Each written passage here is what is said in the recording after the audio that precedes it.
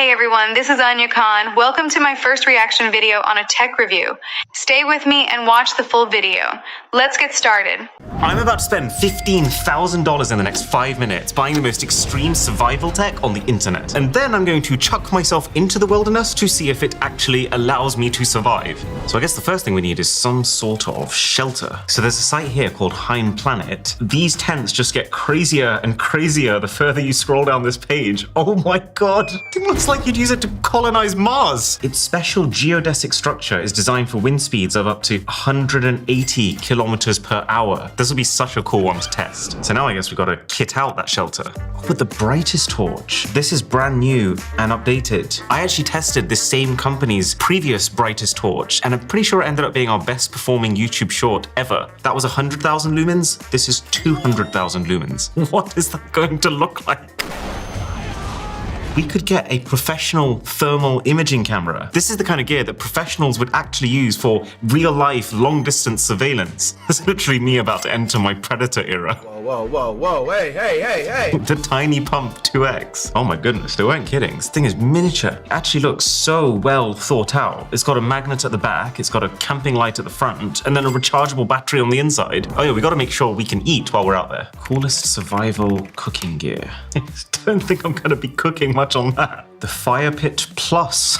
So it absorbs the smoke. You get a full view of the fire because of this mesh that it's made of. It doubles as a grill that you can cook your food on. And then on top of that, the side is a 12,800 milliamp hour rechargeable power bank. There's also something here called the Go Sun Portable Solar Stove, which cooks your food using reflections to angle the sun. How cool is that? Although some part of me is thinking, is that gonna actually work somewhere where it's not very sunny, like the UK? The Vitaloop allows you to get pure water from any lake, river, pond, or sink. Because when I want to get pure water from my sink, I open the tap. I did test a product like this once called the Life Straw, which is basically just a straw that has like every single type of filter on the inside, so you can just stick it into a lake and drink from it. The MSR Guardian Purifier. Nothing is safer or easier to use for purifying the most demanding backcountry water sources. The Reel Watch. Oh, the Reel Watch, because it's got a fishing reel inside of it. Hunt and fish at the same time. Tell me you're in America without telling me you're in America. I feel like if you actually caught a fish, took it out, and it saw what you caught it with, it'd be straight back in. What am I gonna wear? Dry Toes waterproof merino socks. An innovative 3-layer system. That feels like a double win, because as well as waterproofing, those 3 layers are gonna mean insane insulation. Here's a concern that's only just bubbled up. What if we get lost? Starlink Mini is a compact portable kit that can easily fit in a backpack. This will be directly beaming to satellites in the air. And this is saying that we can have max download speeds of over 100 megabits per second. Okay, so now we need a way to power all of this survival tech. That's not, a lightning rod and some hope. A hand crank generator. You just either crank with your hands or pedal with your feet to generate the power you need. I have a feeling this is going to be immensely slow to charge things, but let's see. Okay, so Anker does a portable solar panel. I've always been really curious about solar panels. They feel on paper like the biggest possible, easiest win, but will they generate enough electricity to actually be worth the hassle of carrying them? It says it can deliver 30 watts of power, which would be incredible. Now, what if things get dangerous out there? A wound closure zip tie stitch. That actually seems like a really good idea. You just use zip ties to tighten your wounds. You're joking! Swiss Champ XXL. Can you imagine, oh no, honey. I think I left my ballpoint pen, bottle opener, reamer, punch, electrician's blade, 2 Phillips screwdrivers, toothpick, tweezers, scissors, can opener, small blade, pin, Oh wait, no, it's in the other pocket. This is cool. The removable airbag system 3.0 deploys behind the wearer's head within seconds. So this would stop you getting buried should there ever be an avalanche or even a mudslide. Okay, but at some point we are going to need to be able to light a fire. The Exotac Titan Light. It is basically a Zippo on steroids. There's the Pyro Putty, which is a dual arc lighter with also an extra compartment that has Pyro Putty inside of it, which is, I guess, just an extra flammable substance. Why is it called Summer Blend? Makes it sound like a fruit punch. The Air Lighter 2. So this uses superheated air so that you have no toxic and hazardous chemicals. I can't wrap my head around that. It blows air at 760 degrees Celsius. A deep red fire is about 600 to 800 degrees Celsius. That is so cool. Stormproof, waterproof, windproof matches. It says you can light them, you can put them underwater, you can take them out, and the fire carries on. I'm at knives and blades and guns and yep. Yeah, fair enough. Everything is finally here, but this is the part that I'm actually worried about. It is freezing cold, I have almost no cooked food. So can all of this gear actually save us from this situation? There's 18 products, and to spice it up, we're only going to be able to keep the best 8 in our inventory. Let's see which ones are good enough to make it, going roughly from cheapest to most expensive. Starting with the $7 zip tie stitches. So, orange me. You have no idea how many takes it took to get that right. Imagine that you are this orange. You're wounded, you're in the middle of a forest, there is no one here to stitch you up. Ooh, that's gotta hurt. Well, with this, we should be able to stick down on either side of the wound, pull on the zip ties. Oh, right, yeah. So it really has managed to pull the wound together. That's gonna hurt a lot less than sewing. It requires 0 skill. It's gonna resist the force of the skin pulling apart, which might be helpful for reducing scarring. Plus, the middle section is transparent, so you can keep an eye on the wound to make sure it's not getting infected. So I say we keep these. These zip ties aren't quite big enough if you had a really large gash like this, but they would be good enough if you just had small cuts. At $13 now, the Stormproof matches look pretty badass right out the box, because unlike a normal set of matches, which come in that thin papery packaging that would probably last about 12 seconds in torrential rain, these guys come in a sealed waterproof container. And you know me, no claim is going untested here. But good start. It is bone dry inside. And before we actually light them, since I'm also wearing these Bushbuck dry toes socks right now, why don't we just... I swear, if this doesn't work, I've ruined my entire day.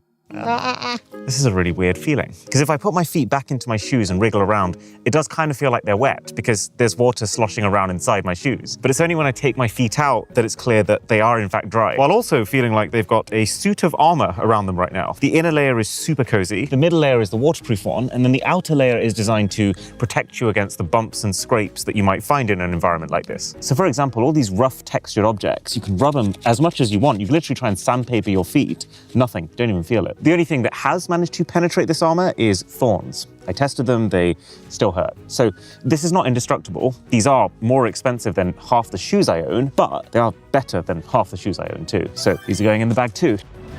Anyway, back to these matches. So you get 25 of them in the box, and then also 2 spare strikers on the inside, in case this one on the outside gets ruined. Again, smart. Like, how tragic would it feel if you had 25 unlit Stormproof matches on the inside that you couldn't light because your case got wet? And so, at least according to the website, I should be able to light this up, get it wet, and it'll still stay lit up.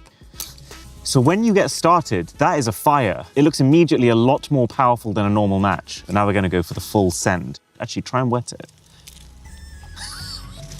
Ah, there you go. And it's still going.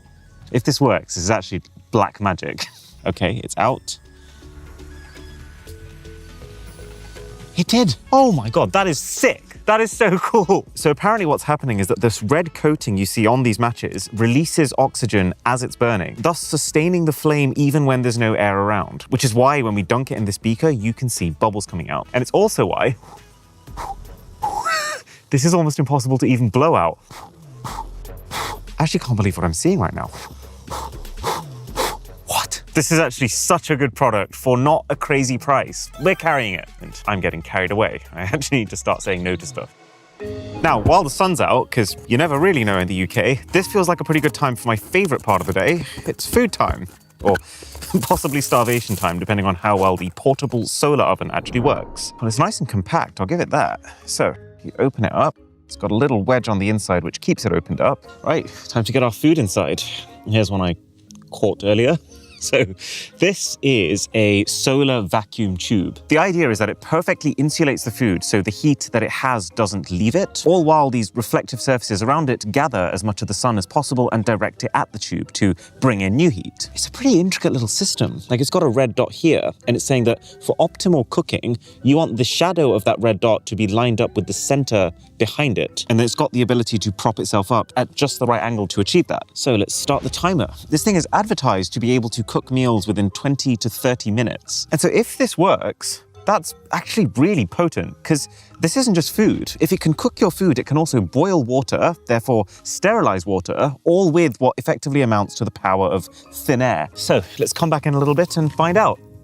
And now we're on the subject of cooking. Now feels like a pretty good time for the lighter face-off, which is the best lighter in the world. Starting with the Permanent Match, which is kind of like a half match, half lighter. So it kind of operates like a match. You grab this flint rod, you strike it against the casing, and you try and spark it. It lights, but because this has lighter fluid on the inside and a proper wick, it can stay lit for a really long time. So you can light the match pretty easily, but it's harder to transfer that lit match into a lit fire because the average piece of wood you're going to find out and about is not readily combustible. So really, in most situations, you'd also have to be carrying around a fire starter too, making it a little less portable. It's an interesting hybrid product, and compared to a cheap $1 lighter, it probably will be more reliable when it gets wet or when it's particularly windy. But then again, there is something just so effortless about the cheap lighter that the Permanent Match loses. It's actually a little less convenient and would need topping up with lighter fluid pretty regularly, so I'm gonna pass on this one. But let's say we step it up to the $30 mark. We could then get the way cooler sounding plasma arc lighter. Now, plasma lighters have become a whole genre at this point. They use oppositely charged electrodes which create an arc of plasma between them when powered, which is hot enough to set things alight. And the cool thing about that is they don't need any fuel, they just need charge. But the extra cool thing about this plasma lighter is that it also contains pyro putty. This is basically your fire starter. So let's see if it works. Let's dab it on the top there. We'll say it does feel like a slight design flaw that the trigger for the plasma lighter is so close to the plasma itself, meaning that you have to get really close to the fire. Now let's see if that's enough to get the whole thing going.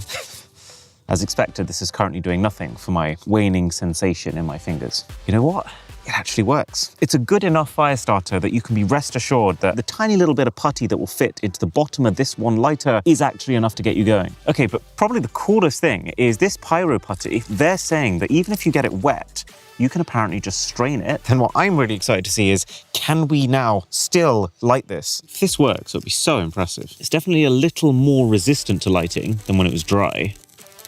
Okay, it does light. Eventually. This is so cool. It's by far my favorite so far. All topped off by the fact that the casing is completely waterproof and glow in the dark too. I can't see it getting much better than this. But then at 3 times that price, we have Zippo's Chad older brother, aka the Titan Light. So this one still runs on lighter fluid. It's more traditional, but it allows for longer intervals between refills than a basic lighter because of an O-ring seal that prevents evaporation. It's got a waterproof exterior to 1 meter depth. It's got supposedly a high spark flint wheel, which was actually kind of satisfying. Plus, you can also tell this is the most reliable flame that we've had so far. Question is it a powerful enough flame to light the wood even without a fire starter? Ooh, the answer of which appears to be a pretty resounding yes. I mean, it won't light wet wood, but in any case, it's going to do a better job than any other traditional style lighter. So this is basically just the lighter done right. It just doesn't seem nearly as good value for money as the plasma arc lighter. Okay, this GoSen has been going for nearly 38 minutes. And some part of me is honestly expecting this to have done absolutely nothing. Let's find out. Whoa, holy moly. This thing cooked. I mean, let's be honest, it's a pretty sad looking meal, but it's actually steaming in here. It's gonna need a little longer to get it to where I want it to, but this is gonna work. Ow. Now, the FlexTail Tiny Pump is, wow, these guys weren't kidding. Thing actually feels like it weighs nothing. So there's a lamp on the front, which has 3 different settings. I call them basically non-existent, actually pretty decent, and practically a flashlight. The back is a magnet. I mean, you're not going to find a huge amount to stick it onto in the wilderness. It's more for snapping it onto your own equipment, but it's also not a very strong magnet at all. They even sell it as being able to oxygenate your campfire with the air that it's blowing, which there is a pretty easy way to test. You know what, actually, that does do the job. It is rapidly accelerating this thing's growth. And then, of course, finally, it's a pump, so it can deflate if, let's say, you want to vacuum pack some clothes to save space, but then also inflate with 4 kilopascals of pressure, which is pretty good for the size, but it's not all-encompassing. Like, we originally planned to use this to inflate this absolutely insane tent that we got coming up, but it's just not enough power. This thing feels like the living definition of jack of all trades, but master of none, so I think we'll pass. Right, how's our dinner looking? It's been 1 hour, 15 minutes since we first put this on. Oh, I can actually smell roasted peppers. I'd say it's not been 100% completely direct sun the entire time, but then again, it has been cooking for 2.5 times it said it would take. So, ooh, okay. You know what? It's kind of all smoke, no fire. Because when you pull out this food tube and you see the steam and you hear the sizzle, some part of you for a split second thinks you're at a professional barbecue. But then none of this is particularly charred in an appetizing way. It tastes completely fine. You'd survive, but it's not fine dining on the go. Everything's a little chewier than you'd expect. So, does this make the inventory? I'm going to say no. I think there's a fundamental problem here because this is kind of a gamble. And you might be able to take a gamble on whether your solar-powered charger fills up your Nintendo Switch or not, but you can't take a gamble on whether or not you get dinner or whether that dinner is cooked. So whether you're in Nevada and let's say there's an 80% chance this works, or you're in the UK and there's a 20% chance this works, I don't think I would ever choose to pack a cooker that might work if I can choose to pack a slightly bigger cooker that will work. Not to mention that after all that, it's still only one person's worth of food. But if we really want to do survival cooking right, then we should have a look at the really fun $100 plus stuff, like this magic 760 degrees Celsius wand from Luft. So if the lighters we tested earlier were level 5, this definitely feels like level 50. I mean, just the sheer energy needed to pump out air at this temperature means that this Luft thing actually does need a permanent mains connection. Sounds like a hairdryer. Although imagine getting those two confused. It's actually a little alarming just how quiet the thing is, considering the power. But to really test it, we're also going to need our fire pit, which, at least based on the website, is being pitched as the ultimate way to do fire. If you showed this to a caveman, they would die on the spot. All right, I think now it's time for the thick boy wood. Oh, I'm so curious how this fares to just using a lighter. God, you can see how hot the thing gets. It actually does, in a way, feel like a magic wand. Because you're just waving air over these logs, and suddenly there is fire. Oh my God, it's like a flamethrower. What the hell? But yeah, like, we have fire. I do feel like this is not the kind of thing you take on the go because of the insane power requirements and size. But to be fair, I can also see the benefit, like it's way less fiddly than a lighter. And because the whole thing is electric, it's cleaner too. Plus, kind of like that tiny pump, there is a hyperboost button to oxygenate your fire. And as expected, that is a lot better than the tiny pump. All topped off with the fact that on the back end, there is literally a bottle opener. So you cook your drink and then you taste it. That's not how that works. So I actually like this. It just wouldn't be on my top 10 list of products to take on a quest with me because, well, it feels like it's designed for a home barbecue, and it's also just about the most expensive way to start a fire. Now this, though, this is even better. What's happening here is this USB chargeable pack on the side, which kind of makes the whole thing look like a robotic pig, is powering 51 air jets to inject the fire with oxygen. That oxygen makes the fire burn bigger, brighter, and warmer, which is absolutely working and is also already on its own pretty huge, but also that the fuel burns more completely, thus leaving fewer unburnt particles in the form of smoke. So actually, let's light this fire so we can see a side-by-side of how much difference it makes. This thing literally feels like when you unlock the next OP weapon. Okay, so just making sure that both fires have been given an equal chance to get going. There's actually such a difference when you look at the normal fire. It looks very peaceful by comparison, and this is like a highly accelerated version of the same process. It is literally like in Mario Kart when you pick up one of the stars, with actually, just like they advertised, zero smoke as far as I can see, whereas there's absolutely smoke here. But it gets smarter. They've specifically designed this grill to help radiate the heat outwards instead of upwards, where it would be completely wasted, and I have to say, it definitely works. I feel so much warmer here. And also, there's an app. Yes, even fire is now app controlled in 2025. I mean, not even to mention the fact that this fire hasn't needed tending once, whereas this one is literally about to go out. If the Ghost Sun was metaphorically all smoke, no fire, then this is the literal embodiment of it. I was a little worried that all the fans were going to kill the vibe of the fire, but you still feel the crackle. This is on 50% fan speed and you can barely hear the fans. It's actually not an issue at all. I freaking love this thing. Yes, you have this bulky power bank that does need to be charged separately, which, yeah, does kill a little bit of the spontaneity of wanting to have a bonfire. But then the thing really does make the most of that power bank. Plus, you could also use it to charge your phone while you warm up. This BioLite thing is a big product, but I would absolutely still take it with me. Right. It's starting to get really dark, which means that even though this is one of the most expensive products in our entire video, now feels like a pretty good time to actually put up the $5,000 Mavericks base camp tent, which tries to solve the problems with traditional tents, you know, the absolute nightmare of putting them up and then keeping them up using mathematics. So in theory, all we need to do is to inflate these gray struts. We could use an electric pump. We are going to do it the old-fashioned way because it's not like we're a tech channel or anything. Why are we doing it like this? It feels like it's coming alive. Does it not feel like the final boss of a video game suddenly making its entrance? Oh my God, I'm dead. Wow. It looks so unique. And the reason is that the two founders from this company came up with a geodesic structure, or in other words, a dome shape with rigid triangular elements that is pretty much unbeatable in terms of redistributing stress throughout it. And maybe I should become geodesic. And also, because it all connects together, it also happens to be completely inflatable with one pump in one place, or two people in two places. It's up to you. But that's unlike a lot of tents which need separate valves, etc. Ah! Uh-oh. Yeah, it's the real deal. Oh, my butt stings. Oh. You can really tell that, like, this thing is not just a pretty face. This is designed to survive the harshest climates on planet Earth. And then, on the inside, wow. You could literally sleep like 10 people in here. Wow. Let's take it for a spin then, shall we?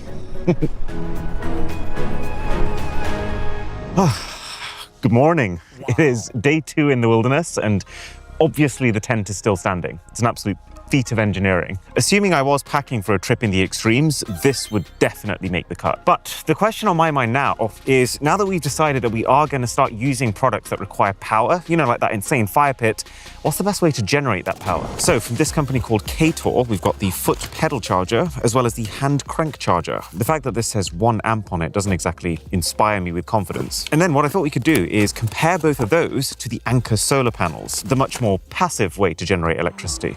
So we've got each of the 3 products ready. Joseph is going to pedal for 10 minutes, I'm going to crank for 10 minutes, and Drish is going to watch the solar panels for 10 minutes. And now, each of us is going to connect our chargers to an identical iPhone 12. Okay, let's see whose charges the most in 10 minutes. Let's go.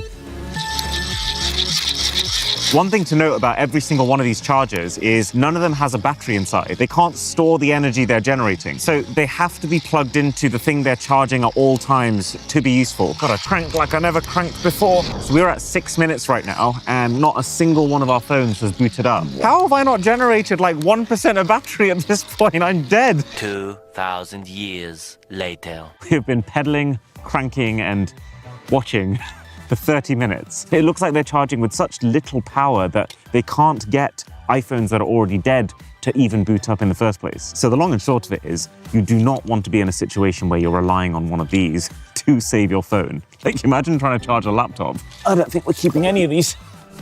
So at this point, we've done our cooking, we're charged up. It's time to find some water.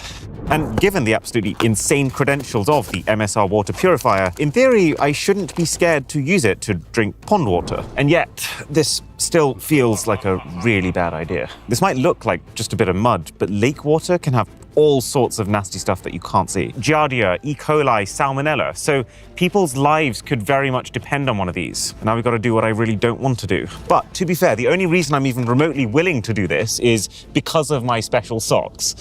So anyway, the point I'm making is, don't drink this. Honestly, so impressed with these socks. I mean, don't get me wrong, my feet are cold, but the fact that they're dry makes it 10 times more bearable. But then this is where the MSR purifier comes in. So the idea is I drop this pipe into the water, I pump up here, that's going to draw the water through all the different layers on the inside. So that's chunky filters for things like mud, and then microscopic filters for things like bacteria. All with this self-cleaning mechanism where some of the water that's taken in is used to consistently flush the filters on the inside. Okay, let's check the results.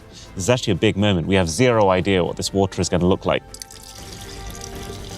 It's actually not as clear as I was hoping it would be. It's definitely done 98% of the work, but you can still see this faint muddiness to it, which is enough that I probably wouldn't drink it if I had the choice. But if you didn't, then I can't tell you by how much I would rather drink this than the alternative. So I would still keep this with us, just because if you absolutely needed it, it could save your life. But now let's say that you had water. Let's say you had a little too much water. Let's say that water was frozen and you were buried underneath it Yeah, this was a terrible segue. I'm talking about the avalanche airbag. So, long story short, this thing is designed to protect skiers from getting buried underneath an avalanche using a physics principle called inverse segregation. It explains that when you're in a moving mixture, like the snow in an avalanche, larger particles will rise to the top, while smaller particles will find their way down. And this incredibly brightly colored airbag effectively makes you, the skier, into the largest possible particle, which helps you stay close to the surface. Okay, so it's pretty hard to actually demo this without being in an avalanche, but just to give you an idea, I'm just gonna crouch down for stability. 3,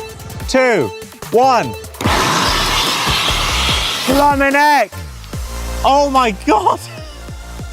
The thing takes about 3 seconds to fully inflate, but when it does, it's like half the size of a sleeping bag, which all completely makes sense because this isn't like a car airbag, which is designed to pop out in a split second to immediately absorb impact. This thing just needs to be massive and it needs to be orange to have the best chance of keeping you above the snow and being seen while you are there, which I think is pretty fair to say, especially if you're up against a white background, it does pretty well. So honestly, this thing's really impressive. It actually works. It's just the use case for it is so incredibly niche that we don't really need it. Now, as much fun as I am having out here in the woods, I miss my YouTube shorts. Enter the Starlink Mini, which is packaged like a medium pizza. Oh gosh, oh dear. It's one of those peel tabs that's never as smooth as it should be. And yeah, that's not coming out. Okay, well, you've taken me to this. I have no choice but to now destroy your packaging. There we go. Yeah, much better. It really does feel like we're getting a sort of base upgrade here. Man, I gotta say, this Starlink is such a nondescript looking piece of tech. Like, genuinely would look like a dinner plate when it starts to get dark. So let's follow the only 2 instructions to point it up and to plug it in. And almost as if the gods have blessed us from above, at this point, we should have internet. So if I click connect, we're online. Okay, so speed test. It feels pretty rapid. We're getting almost 40 megabits down and about 5 megabits up. Also, this is using the next generation Opera One R2, our sponsor, which is so smart. Like, one of the new features is tab traces. If you're like me, and when you start working, you get so carried away that your tabs end up looking like a conspiracy theorist pinboard, then tab traces subtly underlines the most recent tabs you've been on. The darker the underline, the more recent the tab. So you can keep everything open while still instantly being able to see the key things that you're focusing on right now. Side note, I am actually quite impressed with this Starlink. The speed definitely varies because it's communicating directly with low Earth orbit satellites, so they move, but it's not dipping below 25 megabits per second for me. Oh, 60, there you go. And there's so much with this browser. Like, when I was planning out this video, being able to have the master document open and then just slide the individual product web pages in to split screen them immediately feels so sick. And when it's been more helpful for me to watch videos to learn about things, the fact that those videos will just automatically pop out into this floating window means that I'm never getting sidetracked by leaving my main document. Link below to check out the new Opera browser. So this is actually a better thought out piece of kit than I expected. We are in the sticks, very literally. So being able to get fast enough internet for HD Netflix, for example, is no joke. It's weather resistant, it can apparently melt snow, although to be fair, so can most electronics when they're on. It's got a kickstand so you can adjust the angle, and it's even got like a pipe adapter so you can attach it somewhere high up and get an even more unobstructed view of the sky. So honestly, yes. Definitely. Just remember, you do still have to pay for the data. This is just a really good device at making sure you receive it. But now it's time for some of the most expensive, most extreme products in this video. Starting with the flashlight, which comes presented like a sniper rifle, probably because it actually has the range of one. This thing is not kidding around. Like, just to give you an idea, the average torch that you might find lying around your garage has a 1,000 lumen output. I can't even wrap my head around what 200,000 is going to look like. Not to mention the other shocking stat, this thing is so bright that it can apparently illuminate objects up to 1,618 meters away. That's like half as far as the human eye can even see during the day. It's got an OLED display for navigation, which means it can display black pixels with 0 light emissions. Ironically. The thing is such a monster that it's got heat warning labels, it's got 3 separate fans to pull in cold air from the outside, as well as a dedicated handle, just so you can save your hands from getting singed from the main body of the thing. It can fast charge in 2 hours, and the thing even works as a power bank to charge other things. Only thing is, we need it to be a little bit darker before we can properly test this thing. So, there we go. Now we're talking. Let's go. Okay, let's start with the 1,000 lumen torch. 3, 2, 1. Oh my God. Wait, that's actually way better than I was expecting. I guess because the majority of the light is concentrated into a very narrow beam, it's actually lighting things up 50 meters away pretty much. That's just 1,000 lumens. I'm actually scared of what this thing is going to do. I'm shivering, and it's only 80% because of the cold. 3, 2, 1. Oh my God. Oh my God. I feel like I could light up an actual city with this. This is like a lighthouse that you can fit into a backpack. This doesn't even feel legal. I feel like if I left this on for too long, I'd accidentally summon Batman. Is it completely overkill for 99.9% of users? Yes. Are you better off going for a torch with longer battery life instead? Almost definitely. But then does this do what it says on the tin? Abso-frickin-lutely. And I want to keep it. I just realized we're at max capacity. I love the fire pit. These socks are complete lifesavers. We're still gonna need the zip ties for small cuts. We did, though, have 2 different products, both for the purposes of lighting fires. So the Stormproof matches and the Pyro Putty lighter. Oh, can a man not just have both? Even though I did find the matches cooler, I think on balance, because the lighter also contains the fire starter, matches are gonna have to go. Now, while most of the stuff that we've seen in this video so far would just make for an extreme form of camping, the FLIR Scout Pro is like something you'd use if you were chasing criminals with the CIA or something. It's designed to be really simple so that you're not fiddling through endless menus when you're on the hunt, which I would say they've definitely achieved. There's literally 1 button to cycle through modes, 1 toggle to turn things up and down, and then a record button. All right, time to test it. And just to be very clear, beyond this fence, I can see practically nothing. So, can thermal vision solve my problems? Wow.